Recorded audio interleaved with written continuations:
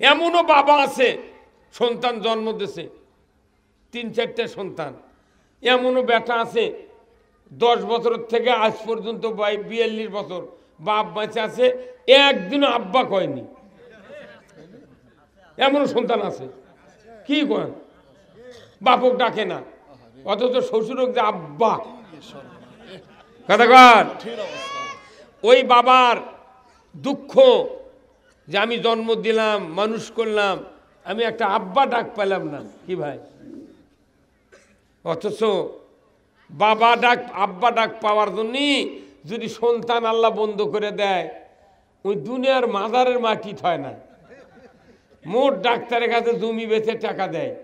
আল্লাহ জানে একটা সন্তান দেয় ডাক্তার, আপনি কি শিখিতেন আর দেন কতক্ষণ টাকা। তাহলে আব্বা ডাকের কত দাম, একটা ডাক পাওয়ার জন্যে ছেলে হোক মেয়ে হোক একটা সন্তান আপনি দেন আল্লাহ কি। আর আল্লাহ আপনার সৃষ্টি করেছেন, সে আল্লাহর প্রশংসা যদি করেন, আল্লাহ তাআলা আপনার জীবনের উপরে এত খুশি হবে, আপনি যা চাবেন আল্লাহ তাই দিয়ে দিবে। এরপরে লাখো কোটি দরুদ ও সালাম সেই রসুলের প্রতি যিনি হলেন তামাম পৃথিবীর শ্রেষ্ঠ রাখাল, শ্রেষ্ঠ স্বামী, শ্রেষ্ঠ বাবা, শ্রেষ্ঠ মসজিদে নববীর ইমাম। তিনি হলেন সুলতানুল আম্বিয়া, ইমামুল মুরসালিন, খাতামান নবিয়্যিন।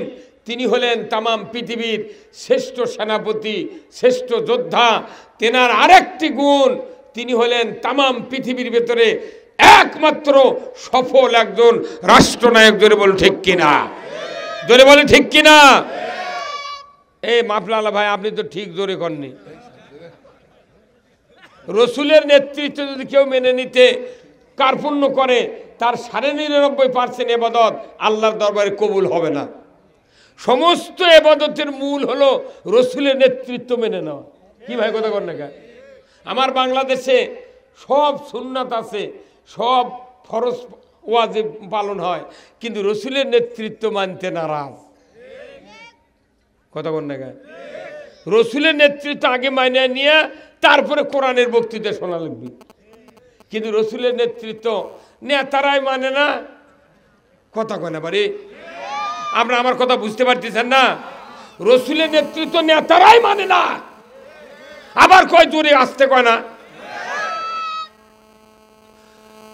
এই বাংলাদেশ স্বাধীন হয় 54 বছর হচ্ছে, যত নেতা সংসদে গেছে একজনও রসুলের নেতৃত্ব মেনে নেয় নাই, কেউ মেনে নেয় নাই। কারণ রসুলের নেতৃত্ব যদি মিম্বর থেকে শুরু করে প্রধানমন্ত্রী পর্যন্ত মেনে নিতে পারতো, আমার দেশে সুদ চলতো না। আওয়াজ আরো জোরে হোক। আমার দেশে জেনা হতো না, আমার দেশে দুর্নীতি হতো না, আমার দেশে গরু চুরি হুন্ডা চুরি হতো না, আমার দেশে মসজিদগুলিতে জুতা চুরি হতো না। মিশাই খালি যা সংসদে খালি দুনিয়ার ঝগড়া ঝাঁটি, জনগণের চিন্তা নাই, আল্লাহর চিন্তা নাই, কোন ইসলামের চিন্তা নাই, মিশাই খালি পেটের পুজোরি।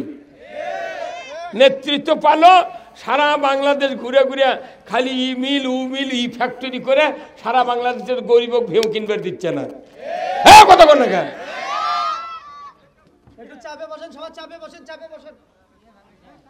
ভাইরা আমার, রসুলের নেতৃত্ব আমাদের মানতে হবে, কথা ঠিক কিনা। তাহলে চিৎকার করে আমরা বলবো, আমার নেতা তোমার নেতা। সবাই বলেন, আমার নেতা তোমার নেতা।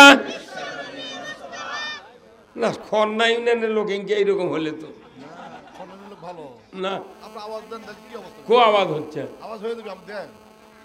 লিল্লাহে তাকবীর, নারায়ে তাকবীর, আল কোরআনের আলো।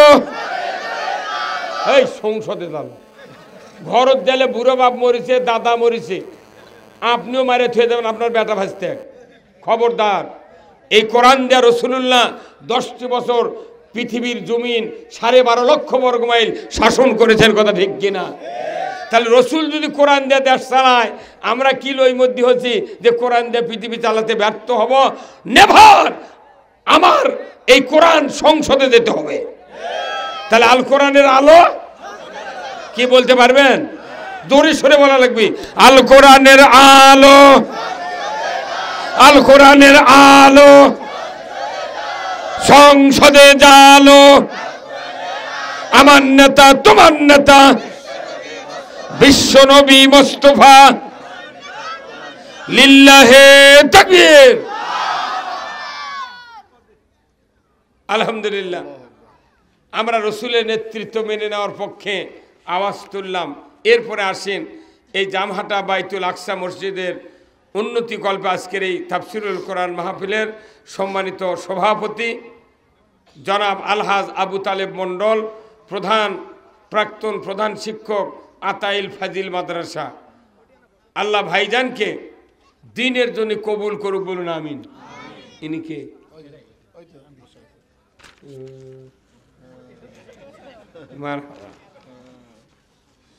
সহ সভাপতি জনাব মোহাম্মদ হাফিজার রহমান সরকার, জনাব আলহাজ মোহাম্মদ রফিকুল ইসলাম সরকার, বিশিষ্ট ব্যবসায়ী সমাজসেবক জামহাটা, সহকারী অধ্যাপক পীরব কলেজ শিবগঞ্জ বগুড়া। আল্লাহ দুই ভাইকে ইসলামের পক্ষে কথা বলার তৌফিক দান করুক, বলুন আমিন। প্রধান অতিথি বিশিষ্ট রাজনীতিবিদ শিক্ষাবিদ জনাব মোহাম্মদ আলী হায়দার তোতা ভাই, সাবেক চেয়ারম্যান ৬ নম্বর খরনা ইউনিয়ন শাহজাহানপুর বগুড়া ও নির্বাহী সদস্য বগুড়া জেলা বিএনপি। আল্লাহ ভাইজানকে ইসলামের পক্ষে কথা বলার তৌফিক দান করুক, বলুন আমিন। মারহাবা। প্রধান অতিথি, সব অতিথি হাজির। এরপরে আজকের মাহফিলের সম্মানিত মেহমান বৃন্দ শায়েখ মাওলানা মোহাম্মদ নাজিম বিন রেজাউল, হাফেজ মাওলানা মোহাম্মদ রজিবউদ্দিন, হযরত মাওলানা মোহাম্মদ সোহাগ হোসাইন। আল্লাহ তিন ভাইকে ইসলামের পক্ষে কথা বলার তৌফিক দান করুক, বলুন আমিন। বরেণ্য অতিথি ৮ জন, বিশেষ অতিথি অনেক কয়জন, সম্মানিত অতিথি তার চেয়ে বেশি।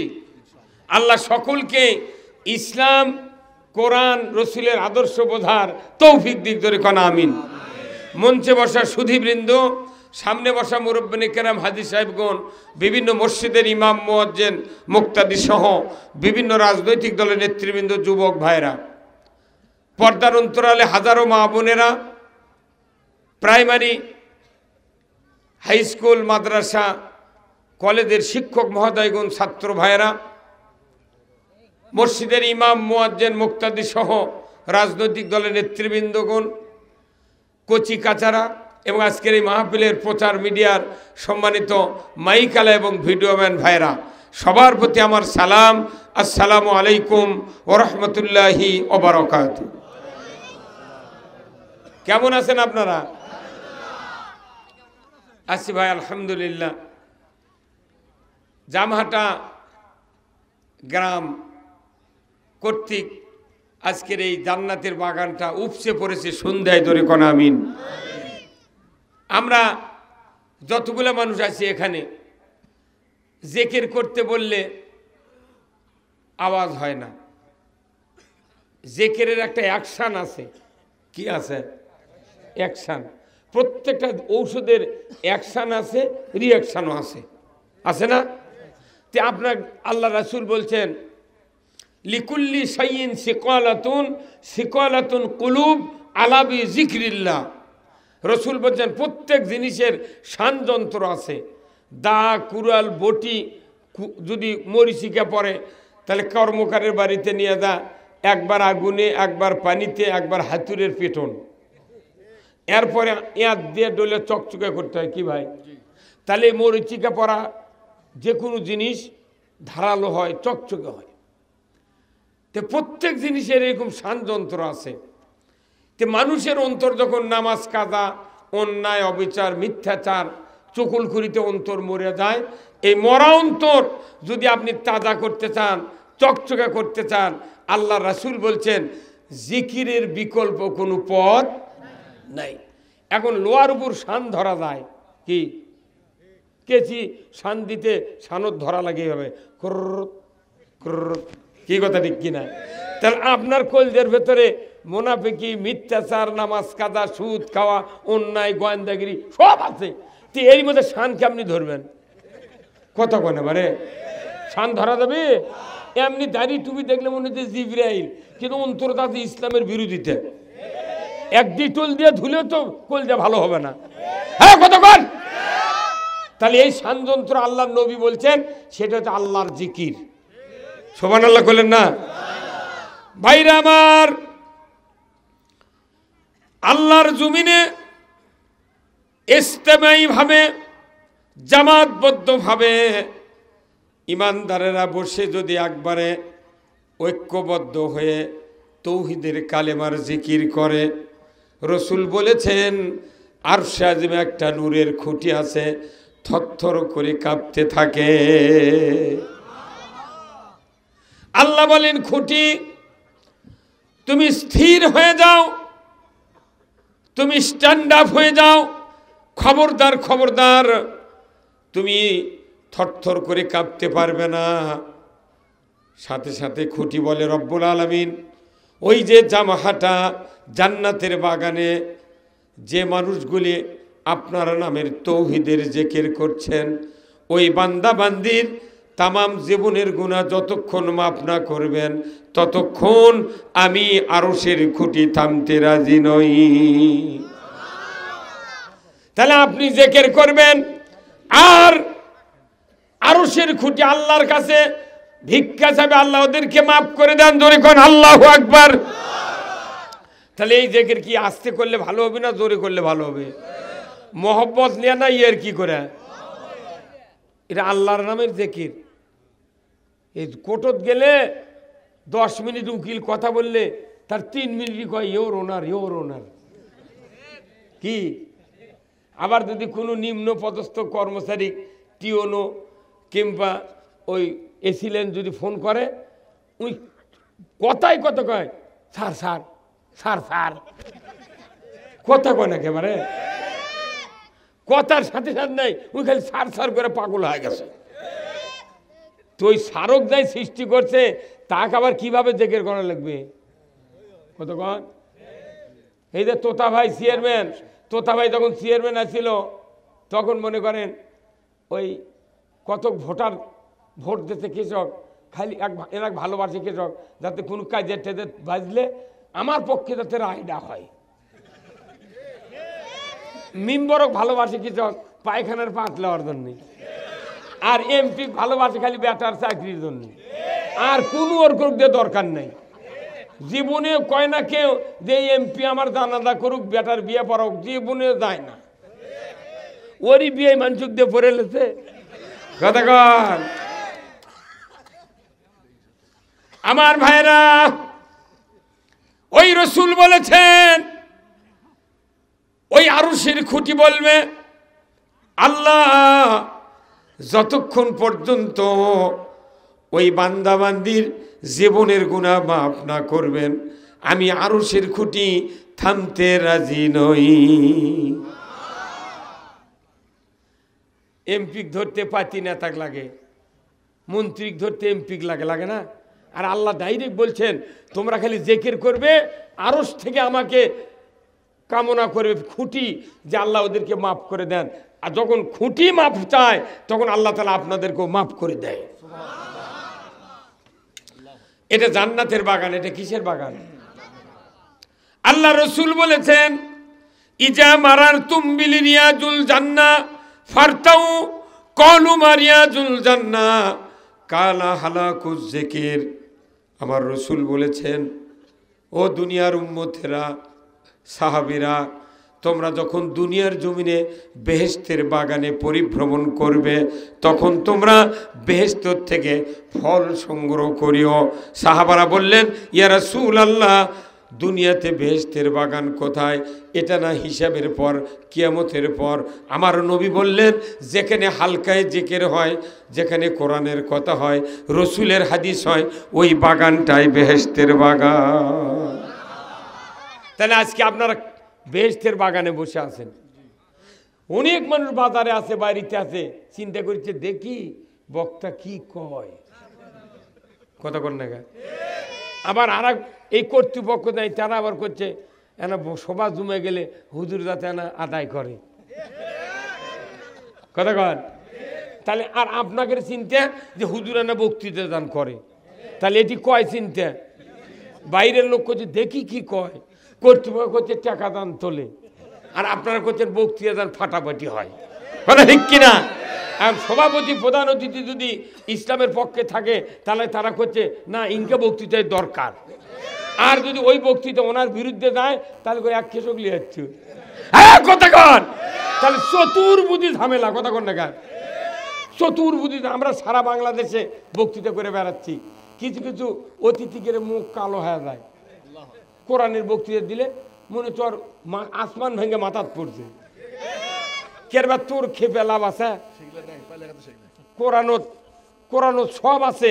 এই যে এখানে প্রত্যেকটা হ্যান্ডবেলের নিচে লেখে যে উক্ত মাহফিলে দলে দলে যোগদান করিয়া দুজাহানের কামিয়াবি হাসিল করুন। দুজাহান মানে কি? দুনিয়া এক জাহান আর আখিরাত আর এক জাহান। মানে জাহান মানে জগৎ, দুনিয়ার জগৎ, আর আখিরাতের জগতের কল্যাণ হতে হবে। যে মখলুকাতের দুনিয়াতে কল্যাণ নাই তার আখিরাতেও মুক্তি নাই। ভাইরা আমার, আল্লাহর নবী বললেন জান্নাতের বাগান, জিকিরের মাহফিল, কোরআনের মাহফিল, হাদিসের মাহফিল। জোরে বলুন ঠিক কিনা? তাহলে এখনো সময় দিলাম, যারা বাইরে আছেন এই মাহফিলে যদি বসতে না পারেন আমাকে রাত্রে আগামীকাল স্বপ্নে দেখা লাগবে। কোনো কাম নাই এখন। যত আসবেন আপনার একটা নেকির কারণে আপনার পূর্বপুরুষ যত মরে গেছে আপনার দ্বারা তাদের কবরে সওয়াব পৌঁছানো হবে। কোরআনের মাহফিল, এখানে কোরআনের জ্ঞান দেওয়া হচ্ছে। আল্লাহ রাসূল বলছেন আল্লাহ যার কল্যাণ চান তাকে কোরআনের জ্ঞান দেন। আল্লাহু আকবার। এই হুজুর এসে উপরে বসেন। হুজুর যারা মৌলবি তারা উপরে এসে বসেন, আসেন। কেউ আবার করতে না সামনে বসে বকতে শুনলে মজা হয়। তাহলে ভাই আমারও সামনে বসলে ভালো হয়, মুখ দেখা যাবি ফাইন হবে। তো যাই হোক, এটা তাহলে জান্নাতের বাগান কে বলছেন? রসুল। আর আল্লাহ বললেন জিকির করলে আমি তোমাদের গুনাহ মাফ করে দেব। এরপরে আবার রসুল বলছেন কি? আলাইকুম বিমাজালাসাতিল উলামা ওয়াসতিমাই কালামিল হুকামায়ে ফাইনাল্লাহ তাআলা ইউহিল আরদাল মাইয়াতা বিমাইল মাতাল। আমার রসুল বলছেন যে আলিম ওলামাদের মজলিসে বসা তোমরা কর্তব্য মনে করে নাও। আল্লাহু আকবার। দুনিয়ার যত ইমানদার আছে, এটা ইমানদার বেঈমানদার যারা আছে সবাইকে রসুল বলছেন তোমরা আলিমের মজলিসে বসা কর্তব্য মনে করে নাও, মনে করে এটা আমার ডিউটি। আল্লাহ রসুলের যতগুলো সাহাবী ছিলেন তারা নবীর সামনে বসে কোরআন শুনেছেন। কিন্তু আমাদের দেশে যতটি মানুষ মাহফিলে বসে তার অতটি মানুষ আবার মার্কেটত ঘোরে। ওদের কি শোনার দরকার নাই? তাহলে আলাইকুম বিমাজালাসাতিল উলামা, এই মজলিসে বসা কর্তব্য মনে করে নাও। কেন? যে দৈনন্দিন নামাজ কাজা মিথ্যাচার অন্যায় অপকর্মে তোমাদের অন্তর মরিচিকা পড়ে যায়। এই মরা অন্তরের উপর যদি কোরআনের অমেয় বাণী যদি পতিত হয়, আমার রাসূল বলছেন ওই মরা অন্তর তখন আস্তে আস্তে তাজা হয়ে যায়। যেরকম আল্লাহু আকবার। উনি যুক্তি দিয়েছেন যে চৈত্র মাসে যেরকম রোদের কারণে জমিন ফেটে কি হয়, চৌচির হয়, ওই চৌচির জমিনে যদি বৃষ্টির পানি সেচনের পানি যদি পতিত হয় ওই মাটিটাতে বাত হয়, পোম হয়। কতক্ষণ না? তাহলে ওই মাটিতে আলু লাগান, পেঁয়াজ লাগান, যে কোনো শস্য করেন আপনার আর কোনো বাধা থাকে না। তো ওই রকম আজকে আমাদের আলেম ওলামা কোরআনের মজলিসে বসা কর্তব্য মনে না করার কারণে আজকে আমাদের বাংলাদেশে সংসদ থেকে শুরু করে এই নিম্ন পর্যায় পর্যন্ত মানুষ কোরআনের ভালোবাসা হারিয়ে যায়। শেষ পর্যন্ত মমতাজক দিয়ে সংসদের গান শোনালো। হ্যাঁ কথা কোন? আল্লাহ নিজে কোরআনে বলছেন ইন্নামাল মুমিনুনা আল্লাযীনা ইযা যুকিরাল্লাহ ওয়াজিলাত কুলুবুহুম ওয়া ইযা তুলিয়াত আলাইহিম আয়াতুহু জাদাতুহুম ঈমানাও ওয়া আলা রাব্বিহিম ইয়াতাওয়াক্কালুন। আল্লাহ বলছেন নিশ্চয় যারা মুমিন, এই মুমিনের সামনে যদি আল্লাহর নামের জিকির হয়, আল্লাহর কথা হয়, কার কানে পড়ে, সাথে সাথে মুমিনের ওয়াজিলাত কুলুবুহুম, অন্তর থরথর করে কাঁপে, জোরে করে আল্লাহু আকবার। এই অন্তর কাঁপা মানুষের সামনে ওয়াইজা তুলিয়াত আলাইহিম আয়াতুহু, যদি কোরআনের আয়াত তেলাওয়াত করে শুনানো হয়, আমার আল্লাহ বলেছেন ওই মুমিনের গতি যদি আল্লাহর দিকে ধাবিত হয়, জান্নাতের দিকে ধাবিত হয়, কোরআনের দিকে ধাবিত হয়, আমি আল্লাহ আরশ আজিম থেকে ওই মুমিনের অন্তরটা ঈমান দিয়ে ভরে দিই, জোরে কোন আল্লাহু আকবার। তাহলে কোরআন শুনলে ঈমান বাড়ে, আর গান শুনলে কমে না, ঈমান মরে। আল্লাহ বলছেন কোরআন শুনলে ঈমান বাড়ে, আর গান শুনলে ঈমান মরে। আওয়াজ ধীরে হলো গা, গান শুনলে ঈমান মরে। আমাদের দেশে মহান জাতীয় সংসদ ছিল, সংসদ বলছিল মহান জাতীয় সংসদ, মহান জাতীয় সংসদ কয়ে সেটি মমতাজের গান ক আছে। হ্যাঁ কথা বলেন নাকি আপনারা? হ্যাঁ আপনার মমতাজের গুরু, আপনি কথা বলেন না। আমার দেশে যেটা সবচেয়ে উচ্চ জায়গা, সম্মানিত জায়গা সংসদ, সেখানে মমতাজ সংসদ অধিবেশনে দাঁড়িয়ে দাঁড়িয়ে পার্লামেন্টে গান উচ্চারণ করেছে। আমি নিজে দেখেছি ফেসবুকে অনেক মন্ত্রী তারা টেবিল চাপড়াছে, কেউ কেউ আবার মুচকি হাসিছে। তাহলে কি হচ্ছে? কোরআন শুনলে ঈমান বাড়ে, আর গান শুনলে ঈমান মরে। যেহেতু সংসদে গান হচ্ছে, সেই দিন ওর কি ঈমান মরিয়া গুদ্ধ হয়ে গেছে। সেই দিন মানুষক ধরে খুন, গুম, আয়নাঘর, জেল, জুলুম, ফাঁসি, তারান তুরান, মারপিট, অন্যায়, দুর্নীতি, একটা কামরা বাদ হয়নি। কারণ কি? ওর কি ঈমান মরে গেছে মেলা দিন আগে। এই মরা ঈমান যদি জোর করবে, তাজা করবার চান, তাহলে কোরআনের বিকল্প ঔষধ নাই। ভাইরা আমার, আজ থেকে ১৫০০ বছর আগে আল্লাহর নবী মক্কাতে জন্ম নিলেন।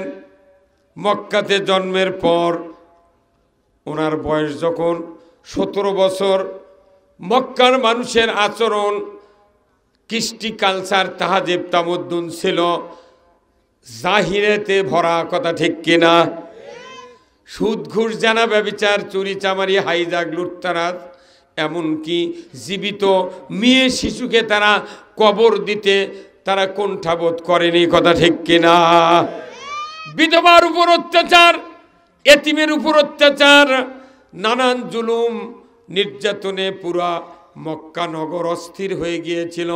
রসুল এমন পরিবেশে যখন ১৭ বছর বয়সে পদার্পণ করলেন, উনি চিন্তা করলেন জাতিকে যদি কল্যাণের পথ দেখান না যায়, জাতিকে যদি চরিত্রবান না বানান যায়, আল্লাহর গোলামি যদি করানো না যায়, এই জাতি জাহান্নামে যাবে। অতএব এই জাতিকে ঠিকমতো তৈরি করার জন্য উনি হিলফুল ফুজুল গঠন করলেন, কথা ঠিক কিনা?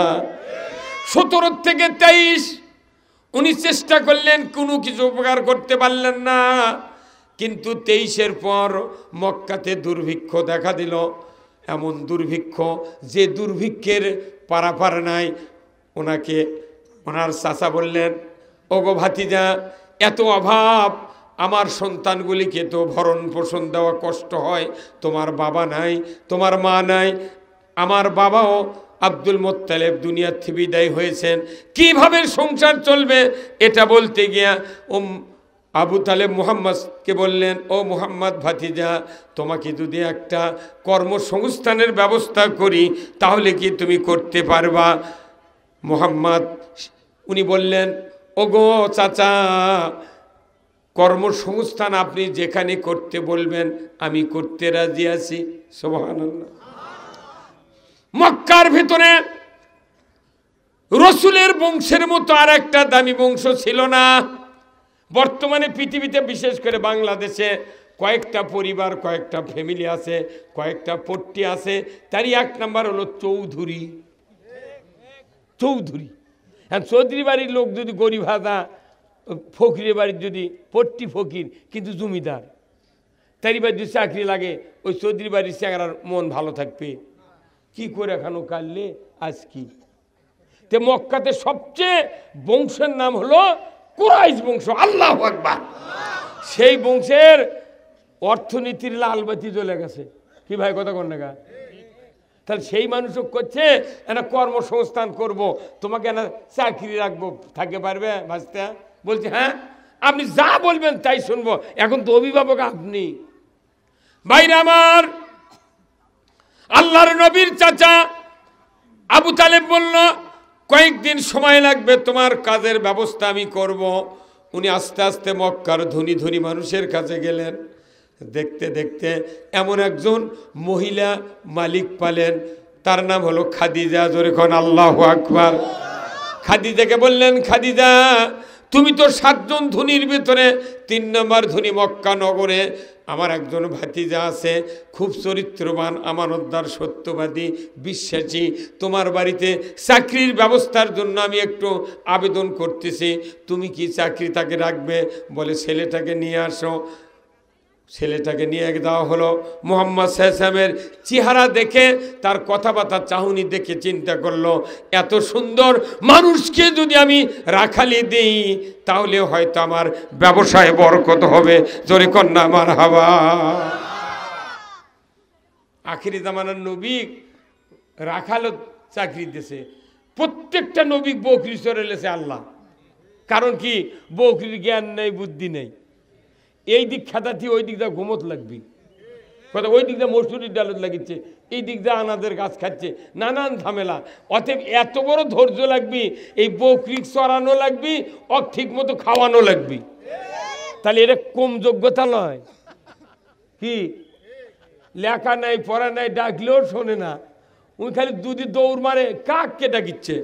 তো এইরকম একটা মখলুকাত দিয়ে ট্রেনিং দেওয়া আছে রসুল। কারণ কি? যে কিছু কিছু মানুষ পৃথিবীতে আসবি, মাথার টুপি থাকবি, দাড়ি থাকবি, ইমান নিবি, সব করবি, ভালো মন্দ সব বোঝে, কিন্তু ইসলাম বুঝবে না। তুমি কবে যে এইদিক সুদ হারাম, ওই 13,000 কিস্তির টাকা নিবি, কথা কয় না বারে। তাহলে বকরি আনি কি সমান? একবারে সমান, কথা কন না গা। যে ব্যক্তি গাছ লাগাছে আমের, ওর বাড়িতে যদি 6টা বকরি থাকে, বিদেশি ওগুলা, এই কান লম্বা লম্বা, যদি টোফা না দেয়, ওই যাই বকরি লাগাচ্ছে, গাছ লাগাচ্ছে, ওরই বাড়িরই বকরি ওর গাছ শ্বাস করে দিবি। কি ওর কি শিক্ষা আছে? ওই কিছু বোঝে? কিছু বোঝে না। এই জন্য নবী রাসূলকে দিয়ে আল্লাহ বকরি চড়াইলেছে, যে বকরি চড়াতে যদি ফার্স্ট ক্লাস পাস, তো এখানকে তুই মানুষ চড়াবের পারু। এই জন্যে রসুলকে নেতা বানানোর জন্য আগে বকরি চড়াইলেছে। তাহলে আমাদের দেশের চেয়ারম্যান, এমপি যারা আছে, এরকম তাকে বকরি চড়ে লওয়া লাগবে। হ্যাঁ, কতক্ষণ বকরি না চড়ে তুই মানুষ চড়াবের পারবো? মানে পাগল উঠা। ওই জীবনে মানুষ ইসলামের দাওয়াত দেয়নি, কোরআনের দাওয়াত দেয়নি, আল্লাহ রসুলের কথাই কয়নি। টাকা আছে দেখা ভোট দ্বারা নমিনি দিয়ে লাগাও টাকা, খালি 20টা 30টা হুন্ডা কিনে দাও, খালি বোমা ডাকে দাও, ওরে আমার নেতা, তোমার নেতা, অমুক নেতা, বদনা নেতা। হ্যাঁ, কতক্ষণ রসুলের আদর্শ, তাকে বকরি চড়ানোর দায়িত্ব দিলেন আল্লাহ তাআলা। ধরে বল ঠিক কিনা? চলে যাচ্ছে 24। হঠাৎ করে হযরত খাদিজা, উনি একটা স্বামী মারা গিয়েছেন, আর একটা স্বামী তালাক প্রাপ্তা। এই বিধবা মহিলা হযরত খাদিজা তাকে নিয়োগ দিয়ে দিলেন। হঠাৎ করে একদিন, কয়েক মাস পর, উনি সকালবেলা খাওয়া দাওয়ার পর মুহাম্মদকে বললেন, মুহাম্মদ তুমি কোন দিক যাবে? দুম্বা নিয়ে বলে মরুভূমির ভেতরে যাব। উনি মরুভূমির ভেতর দিকে চলে যাচ্ছেন। হঠাৎ করে খাদিজা জানালার কাছে বসে থেকে দেখতেছেন মুহাম্মদ কোন পথে যায়। দেখার সাথে সাথেই দেখে তীব্র রোদ, এত তাপ মক্কা ভূমিতে। মুহাম্মদ সাল্লাল্লাহু আলাইহি ওয়াসাল্লামের মাথায় ছায়া, তার মাথায় কাপড় নাই, ছাতা নাই, কে ছায়া দেয়? এই দেখার জন্য উনি তাড়াতাড়ি করে বাড়ির ঘর থেকে বেরিয়ে মরুভূমির ভেতরে চলে গেলেন। যা দেখেন মুহাম্মদকে কেউ ছাতা ধরে নাই, কাপড় মাথায় নাই, অথচ নবী মুহাম্মদ যিনি হবেন তিনি জোরে যাচ্ছেন, আকাশের ছায়াটা তার সাথে জোরে যায়, আসতে যায়, আবার ছায়াও আসতে যায়। কারণ ছাগল একবার দৌড়ায় তখন মুহাম্মদ দৌড়ে যায়, আবার আসতে যায়, মুহাম্মদ আসতে যায়। কে দেয় ছায়া? হযরত খাদিজা। উনি আকাশের দিক, সূর্যের দিকে নজর করে দেখেন, সূর্যের সামনে একটা বড় মেঘখণ্ড কে যেন দাঁড় করে রেখেছে। নবী আসতে যায়, ছায়াও আসতে যায়, নবী জোরে যান, ছায়াও জোরে যায়।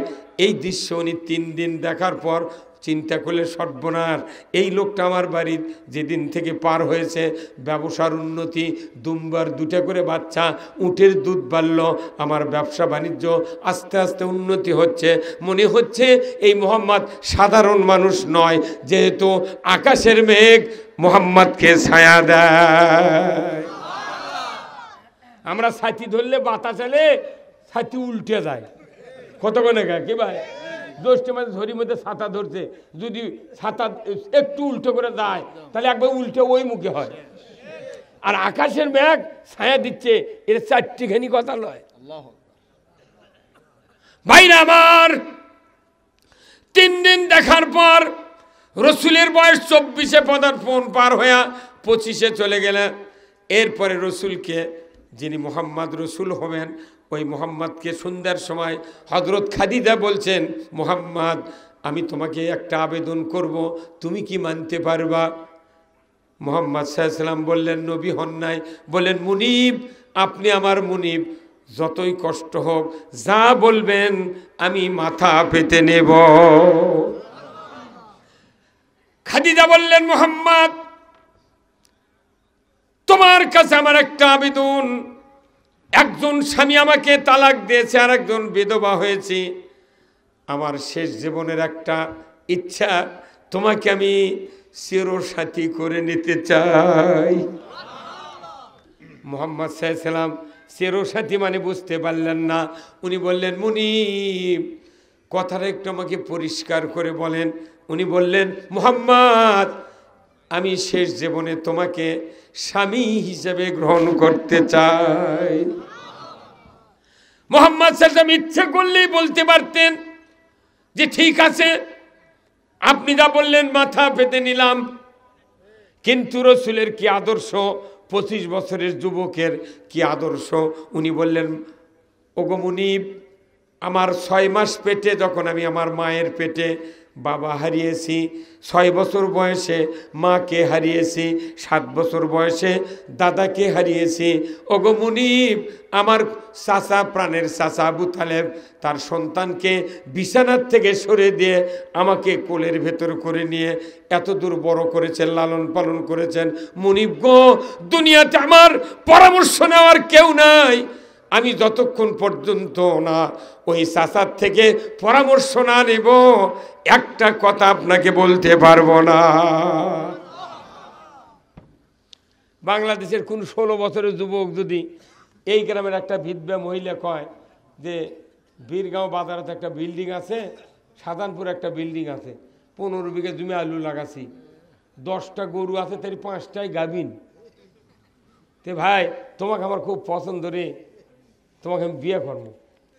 ওই 16 বছরের যুবকের যদি বাপ বাচ্চা থাকে, মাও বাচ্চা থাকে, দাদা থাকে, দুলে ভাই থাকে, বড় ভাই থাকে, ওই কাকু কবে না, কবিতে সব বউগুলো সব লটারি খেলাবার যে কাবিল করে থেছে কি ভাই, তাই না? ওই এক চান্সে কবি কেউ যাতে না শোনে, সব উনি সব কথা কন। আচ্ছা, রসুলের ওই 25 বছরের চরিত্র যদি বর্তমান বাংলাদেশের যুবকের যদি ওই চরিত্র থাকতো, তাহলে কোনো ছেলে বাপক মাওক বাদ দেয়া, ভাইক বাদ দেয়া, দাদা নানাক বাদ দেয়া, একজনের মেয়ে বার করে লিয়ে না ওই ঢাকার গার্মেন্টসের চাকরি করে বাড়ায়। কথা কয়, এখন আর কথা কবে না।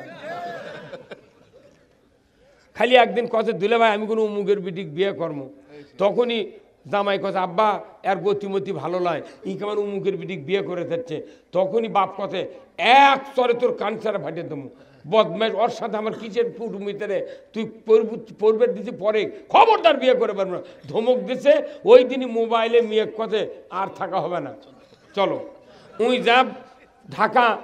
একবারে ওই গাজীপুরের রপ্তানি গার্মেন্টসে চাকরি লেগেছে। আরে বর হচ্ছে জামহাটার, মেয়ে হচ্ছে ওই দেশমা কলমার। এই মেয়েরা ঢাকার যখন চাকরি লাগিছে, এই এই জামহাটার বর আর ওই নেত্রকোনার বর কে এক, ঢাকার ওগুলো দেখে ওর মাথা ঘুরে যা এক থুয়ে ওরই সাথে চলে গেছে। হ্যাঁ কত কর এইরকম ঘটে কি ঘটে না? আবার মেয়ে বার করে লিয়ে যায়নি, বাপ কততে বিয়ে কর্ম, বাপক কত বিয়ে কর্ম, বাপ কত না তুই আগে নিজের পায়ের উপর দাঁড়া। কে মেয়ের তোর পায়ের উপর দাঁড়ান মানে কে, ওর বয়স হয়ে গেছে 18, উই তো হেঁটেই বেড়াচ্ছে, মানে ও করছে যে তুই আরো কামাই কাজ শিখ। তে কোরআন শরীফ হাদিস শরীফে কোনটি লেখা নাই যে কামাই কাজ শিখলে গে বেটাক বিয়ে দেওয়া লাগবি? ওর বয়স হয়ে গেল 25 আপ, তাও বিয়ে দিচ্ছে না, করছে তুই পায়ের উপর দাঁড়া। তুমি কি শুয়ে থেকে যাচ্ছে এখন? যখন ধমক দিছে তখন ওই কী করবি, বাড়িতে থাকবো না। ওই ঢাকা সাভারত যা গার্মেন্টসের চাকরি লেগেছে, খেপে 6 মাস বাড়িতে আসেনি, মোবাইল করেনি। হুট করে একদিন সন্ধ্যার সময় দেখে যে গাই বা চুলিয়ে চলে যাচ্ছে। কি এলে চেয়ারম্যান এগুলো দরবার করে তো দেখি কি ভাই, তাইলা চেয়ারম্যানের কোনো কাম নেই, খালি তালাক, বাপ বেটা গন্ডগোল আর এগুলো। 2 চর মেরে দিল, দা চলে যা। হ্যাঁ কথা কন না কেন? এইরকম আচরণ যদি বেটার হয়, এই বেটার জীবনে কোনোদিন উন্নতি হবে না। তাহলে আমাদের এই যুবক ভাইদের চরিত্র ধরা লাগবে রসুলের 25 বছরের চরিত্র। হ্যাঁ কথা কন না কেন? আপনি যতই লেখাপড়া শেখেন, যতই গায়ে জোর থাক, আপনার ওই মূর্খ ওই কৃষক বাবার পায়ের তলে, মায়ের পায়ের তলে আপনার জান্নাত। কিন্তু বাপক দাম দিলেন না, মাওক দাম দিলেন না, নিজেই বুদ্ধি করে এই অকামগুলো করলেন। শান্তি তো হওয়া দূরের কথা, অশান্তির পারাপার থাকবে না। ভাইরা আমার, রসুলের বয়স 25, বিবাহ হয়ে গেল। রসুলের 40 বয়সের স্ত্রী, 15 বছর পর রসুলের বয়স হলো 40। 25 আর 15 40, আর 40 আর 15 কত হয়? 55। রসুলের নবুয়তি পাওয়ার আগে 37 বছর বয়স। ওই সময় রসুল মোহাম্মদ যিনি হবেন তিনি বললেন মুনিব নয়, তখন খাদিজা, ও আমার স্ত্রী খাদিজা, আপনার কাছে আমার একটা আবেদন, আপনি তো আমার মুনিব ছিলেন, তার থেকে স্ত্রী হয়ে গেলেন, আপনার বয়স 55 বছর, আমি গাড়ে হীরা 2500 ফিট উঁচুতে জাবালে নূর পাহাড়ের গুহার ভেতর আমি কিছুদিন নিরিবিলি থাকতে চাই। আমার পরওয়ারদিগার আমাকে যদি কোনো রাস্তা দেখান, ওই রাস্তা দিয়ে পৃথিবীর মানুষকে আমি কল্যাণের রাস্তা দেখাবো। জোরে কন্যা মারহাবা। 55 বছর মহিলাকে তার স্ত্রী উম্মাহাতুল মুমিনিন খাদিজা রাদিয়াল্লাহু তাআলা আনহাকে বললেন, ওগো আমার স্ত্রী, আপনি কি অনুরোধ, আপনি কি আমাকে প্রতিদিন 3 বার খাদ্য, আমাকে খুরমা, খেজুর, পানি পরিবেশন করতে পারবেন কিনা বলেন। উনি বললেন, মুহাম্মদ, আমি তোমার স্ত্রী আর আমার প্রাণের স্বামী, আপনি দয়া করে যা বলবেন আমি আমার বাড়ি থেকে খাদ্যগুলি দিনে 3 বার করে পৌঁছায় দেব। জোরে কন্যা মারহাবা। আজকে 55 বছরের ওই খাদিজার চরিত্র যদি আমাদের নারীরা যদি গ্রহণ করতেন, স্বামী স্ত্রী গন্ডগোল হতো না। এ রাত্রের সবার থেকে যা যদি স্ত্রী ডাক দেয়, তখন কয় কে বলে না ঘুম ধরছে, আরে আচ্ছে হো হো করছে। সকালবেলা ফজরের নামাজের ওজু পানি ঠান্ডা, নইমের মামানা পানি গরম করে দাও, করছে জগৎ পানি আছে, গ্যাসের চুলার গ্যাস আছে, চুলের ভারত পাতিল আছে, গরম করে উজু করে দাও। যখন ওই স্বামী আবার কয় কে রে পানটি কোনটি, তখন কয় উঠিচ্ছি। তাহলে এই স্ত্রীর চরিত্র ধরতে হবে খাদিজার, কথা ঠিক কিনা? আজকে স্বামী স্ত্রী বিরোধী দল, স্বামী আর স্ত্রীর মধ্যে বাড়ির মধ্যে প্রধানমন্ত্রী আর ওই বিরোধী দল, চেয়ারম্যান, মেম্বার, এমপিকে আমরা ভালোবাসি, এই ভালোবাসার চেয়ে সবচেয়ে বেশি ভালোবাসা দিতে হবে স্ত্রীকে। কারণ কারো স্ত্রী যদি বলে আল্লাহ আমার স্বামী উত্তম, রসুল বলছেন যে ওই স্বামী জান্নাতি। আজই যায় যদি কেউ কেউ কন যে হুজুর কলো তুমি খেলে আমাকে একবার ভালো কও, আমি জান্নাতে গেছি। মেলা স্ত্রী আছে মুখ থেকে ওর না চাপে ধরে কবি তুই যে পিতা পিটিস তোকে জীবনে ভালো কমে না। হ্যাঁ কথা কোন দেখা সতী নারীর পতি হাইরে পর্বতেরই চূড়া, অসতী নারীর পতি ভাঙ্গা নায়ের গোরা, খালি পায়ে হাঁটা ভালো কষা জুতা যারো, দেশ হতে বিদেশ ভালো কল্যাণ নারী যারো। নাম হলো ময়না, গাল ফুলে থাকে কথাই কয় না, ছিঁড়ে গেছে শাড়ি আজি যদি কিনা না দাও চলে যাব কিন্তু বাপের বাড়ি। এই বীরগাঁয়ের বাজার থেকে কাপড় কিনে এনে দেয়, বইয়ের পছন্দ হয় না, মন খারাপ। কে তোমার মন খারাপ কে? ফাইন কাপড় তো করছে না, আমি বীরগাঁয়ের বাজারে কাপড় কিনবো না, আমাকে নিউ মার্কেটের কাপড় দিতে হবে। তে তাহলে আইনা দিচ্ছে স্বামী, তাও স্বামীর মুখ দিকে করে ফেলে দিছে, তোর খালি এগুলোই পছন্দ হয়, ওই যে মন্ডলের ব্যাটার বউ ওগুলো কি গাছ দেয় এটাই পছন্দ। এমন ওই স্ত্রী আছে এই গ্রামত হয়তো নাই। হ্যাঁ আছে আছে, হ্যাঁ মুখত ফিকে দিছে, স্বামী বিপদত পরে 10 মণ আলু বেচক টাকা দিছে। উই গেছে নিউ মার্কেটে, যায় দোকানে ঢুকিছি, ঢুকে তখন দোকানের ছেলের ম্যান সালাম দিছে, সালাম আলাইকুম আপা ভালো আছেন? যখনই কষে আপা আর আপনি কষেন তখন ওর মাথা ঘুরে গেছে, কিরে 40 বছর হলে বিয়ে হচ্ছে, একটা দিন স্বামী আপনি করলো না, একদিন কেউ আপা করলো না, আরে কি মানুষ না ফেরেশতা। তখন ওর বেঞ্চত বসছে, বসে করছে কি চান, কয়ে কাপড় নেবো। উই একবার 12 থান ফেলে দিছে। আর ওই দোকানে তাদের 40টা বল মার্কারি বল আছে, হালকা কালারের রং ডিপ কালার দেখা গেছে। 40 টাকার কাপড় 84 টাকা আছে। এই কথা কোন টাকা উই নিয়ে এসে রং উঠে গেছে, এখন করছে যে কি অকাম কর্ণ কথা কোন টাকা। আর 30 বছর যদি আমাকে স্ত্রীরা যদি বাজার করে নিউ মার্কেটে একা একা, 30 বছর পর কোনো স্বামীর ঘরে ভাত থাকবে না। আমাদের দেশে এত ইনকাম, এত আলু, এত ধান, এত উৎপন্ন, এত চাকরি, এত রিক্সা ভ্যান চালাচ্ছে, তারপরে কি হাই হাই কমিচ্ছে? কারণ খালি বৌসল পর্দাত নাই দেখে আমাদের এই দুরবস্থা, আর নামাজ পড়ে না দেখে এই দুরবস্থা। এই যে এখানে যতগুলো মানুষ আছেন কন্ত যার 2টে 3টে 4টে বেটা আছে, এরা কি 5 ওয়াক্ত নামাজ পড়ায়? তাহলে একটু নামাজি বানাবি কে? কন কে?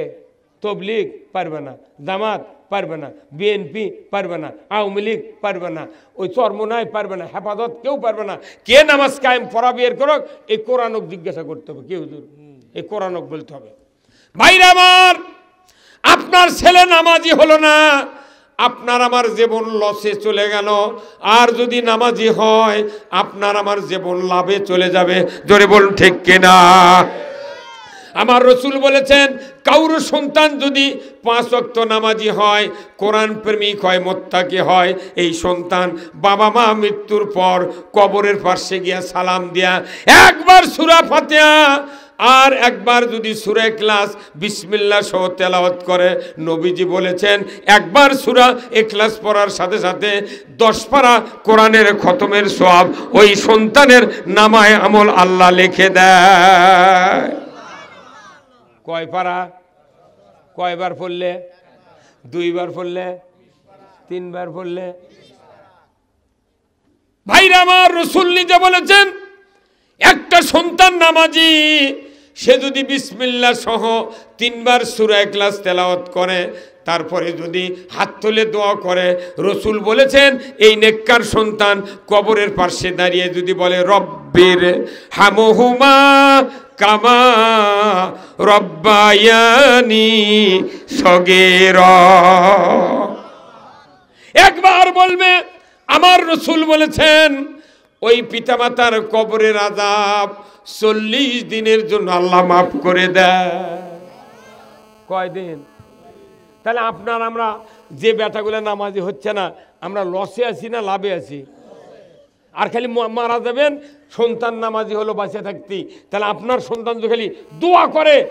এখানে আল্লাহ রসুল বলছেন মানুষ মরে যাবে, ইজা মাতাল ইনসানু ইনকাতা আনহু আমালু ইল্লা মিন সালাসাতিন ইল্লা মিন সাদাকাতিন জারিয়াতিন আও ইলমুহু ইয়ানতু বিহিন নাস আও ওয়ালাদুন সালিহ ইয়াদু লাহু। আল্লাহু আকবার। তিনটা কাজ কিয়ামত পর্যন্ত জারি থাকবে। একটা হলো সদকায়ে জারিয়া, মসজিদ, মাদ্রাসা, স্কুল, কলেজ, রাস্তাঘাট, কালভার্ট, ব্রিজ, বৃক্ষরোপণ, পুকুর, পুষ্করণী, টিউবওয়েল, এইগুলোর সদকায়ে জারিয়ার কাজ।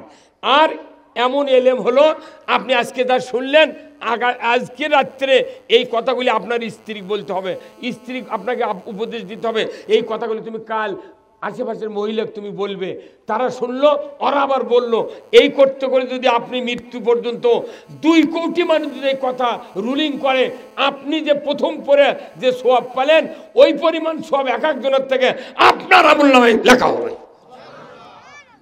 2-3 নাম্বার, আও আলাদুন সালিয়াদু লাহু, একজন 2টা হাত নেককারে সুন্দরভাবে ভালো হাত তৈরির মাধ্যমে একটা চরিত্রবান সন্তান যিনি তৈরি করবেন, শিকারীর গুলি মিস হবে, সন্তানের 2 হাতের দোয়া মিস হবে না। আমি দেখেছি ইমামতি করে মসজিদে, মানুষের বেটাকে যে ভালো বানাচ্ছে, আর ওর বেটাকে শয়তান পকেট দিলে ঘুরিচ্ছে। কতক্ষণে ওই মাদ্রাসার চাকরি করছে, ওর বেটা গাঁজা খায়। মেলা বক্তার বেটা বেনামাজির গ্যারেজ, মেলা বক্তের বেটা গাঁজাও খায়। কি করেন আপনি পাগল? আপনার প্রমাণ দিচ্ছি, এই যেগুলো মসজিদে 20 বছর 10 বছর মুয়াজ্জিন আযান দেয় না, ওরই আযান শুনে গায়ের মানুষ জুম্মাত আসে, ওর বেটা আসে না। কতক্ষণ প্রমাণ পাচ্ছেন?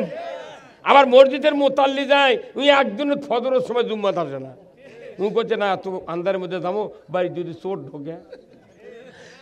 আর এতেকাফ করার সময় গরিব মানুষ করছে, ভাই তুই এতেকাফ কর, পাগল, একজন যদি না করিস সকলে দায়ী হম। এই ভয় দেখে গরিব করছে তুই এতেকাফ থাক। তাহলে আমার তো খাওয়ার নেই, গরুর খ্যার নেই, কোথায় তোকে দেবনি 500 চাউল, 200 টাকা দেবনি, খ্যার 1 বোঝা দেবনি, তুই এতেকাফ থাক। খবরদার গরিব মানুষ এতেকাফ থাকবেন না। একজন গরিব মানুষ এতেকাফ, যারা ধনী লোক ওরকম কবেন তুই থাকিস থাক, না যে আমি গরিব, আমার টেনশনই নেই, ওই টাকা দিয়ে এতেকাফ করে নিচ্ছে। কতক্ষণ না এ ভাই কি হতো, কি কথা আপনি কি আপনার মানে টুপি কর, ইসলাম বোঝে না, কিছু বোঝে না।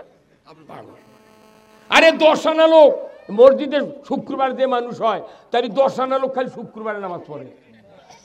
হ্যাঁ কতক্ষণ না 16 আনার মধ্যে 10 আনা খালি শুক্রবার, আর 4 আনা লোক ফজর মাগরিব পরে আর জোহর পরে, আসরের সময় কামি আদার পায় না, আর ফজরের সময় চেতন পায় না, এসার সময় পাও ধয় না। মাত্র 2 আনা লোক খালি জুম্মার নামাজ পড়ে 5 ওয়াক্ত। কথা কন্যা, তাহলে এই লোকগুলো দিয়ে আপনি যে নামাজি বানাচ্ছেন না, তাহলে আপনি লস খাচ্ছেন না ভাই? আমি লস খাচ্ছি না। আবার আপনি মরে যাবেন আজই, কাল যদি জানাজা হয় 10টার দিকে, আপনার বেটা জানাজা করতে পারবে এমন কয়টা লোক হাত তোলেন তো? আজই মরে যাবেন, কাল 10টায় জানাজা, আমার বেটা জানাজা করবি, হাত তুলে কোন তো কে কে ইনকে বেটা জন্মাচ্ছেন দেখেন তো, কে জিত পেরে বেদি বানাচ্ছেন, আর খালি অটো চার্জার কিনে দিয়ে টাউনত খালি জাম লাগাচ্ছেন। হ্যাঁ কথা কোন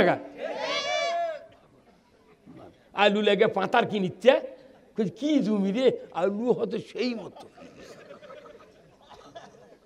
জানাজা করার ড্রাইভার নাই, কচুর সাথে গলার দড়িতে মরা ভালো। কি আল্লাহ রসুল বলছেন যে অন্য মানুষের বেটা জানাজা করা আর আমার বেটা জানাজা করা আকাশ পাতাল কুম্বারা। অন্য মানুষের বেটা আছে আপনার জানাজা করছে, তাহলে হবি ঘটনা কি যে পরার বেটা আর পরার মৌত, পরার বেটা পরার বাপ, আর কোন টেনশন আছে? 5 মিনিটের মধ্যে জানাজা করে সালাম ফিরা আল্লাহ আমিন শেষ। কিন্তু আপনার বেটা যদি জানাজা করে, রসুল বলছেন নিজের সন্তান জানাজা করলে কমপক্ষে 15 মিনিট লাগবে জানাজা শেষ হতে। আর জানাজার মুখে দোয়া পড়বি, অন্তরে আল্লাহর কাছে কামনা করবি, আল্লাহ আমার বাবার চেহারা দেখলে হাজ্জাতা মাবরুর, হজের সওয়াব, মায়ের পায়ের তলে আল জান্নাতু তাহতা আকদামিনা উম্মাহাতিকুম, মায়ের পায়ের তলে সন্তানের জান্নাত। আল্লাহু আকবার। এই দুটা মানুষ আজ থেকে বিদায় হয়ে যাচ্ছে, আল্লাহ আর জীবনে দেখতে পাবো না, তুমি মাফ করে দাও আল্লাহ। দুইজন নবীর নাম দরুদ শরীফ পড়তেছি, আল্লাহ দুই নবীর ওসিলায় মাফ করে দেন আল্লাহ। ওই সন্তানের যদি এক ফোঁটা মাছির মাথার মতো পানি চোখ দিয়ে গড়া নাকের ডগার দিকে আসে, রসুল বলছেন ওই নেক সন্তানের চোখের পানি আল্লাহর কাছে এত দাম, ওই বান্দার পিতামাতা ওই খাটনির উপর আছে। আপনার ছেলের দোয়ার কারণে খাটনিটি জীবনের সব